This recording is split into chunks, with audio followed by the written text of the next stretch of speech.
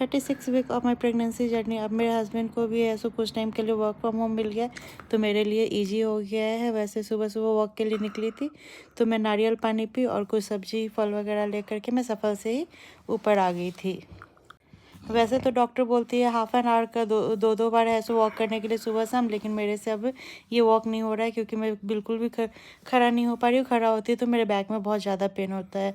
फिर मैं ऊपर आकर के नहाई और नहाने के बाद ऐसे सबसे पहले मुझे चाहिए होता है या तो नींबू पानी या ग्लूकॉन डी, कुछ भी चाहिए होता है, तब मुझे एनर्जी मिलती है।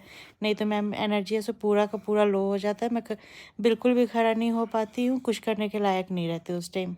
मैं नहा कर के आई थी, तब तक विशाल जी मेरे लिए ग्लूकॉन डी बना कर के ले आए थे और उसके बाद थोड़ा सा देर में आराम करने के बाद फिर मैं खाना बनाने चली गई थी। आज मैं खाना में बनाई थी रोटी सब्जी रायता भुजिया और आम। मुझे और मेरे हस्बैंड दोनों को आम बहुत ज़्यादा पसंद है, तो आजकल है सो फ्रूट्स में मैं ज़्यादातर आम ही लेती हूँ क्योंकि एप्पल तो वैसे भी मुझे नहीं पसंद है। मैं जूस में ही ज़्यादातर यूज़ कर लेती हूँ। वैसे खाना बनाने से पहले मैं और मेरे हस्बैंड चाय रस खा चुके थे और उसके बाद ऐसो 11 साढ़े 11 बजे के बाद हम लोग ऐसो ब्रंच किए, जिसमें है कि रोटी सब्जी भुजिया रायता और आम था। मैं और मेरे हस्बैंड दोनों साथ में ही ब्रंच किया और उसके बाद है सो मेरा काम था सिर्फ और सिर्फ आराम करना और उनका तो ऑफिस का काम था, इसलिए वो अपना ऑफिस का काम कंटिन्यू करने लगे। और उसके बाद है सो दोपहर में मुझे फिर भूख लगी थी 3 बजे के अप्रॉक्स, तो मैं बचा हुआ रोटी सब्जी जो ही था मैं वही खाई थी और ड्राई फ्रूट्स थोड़ा बहुत खाई थी।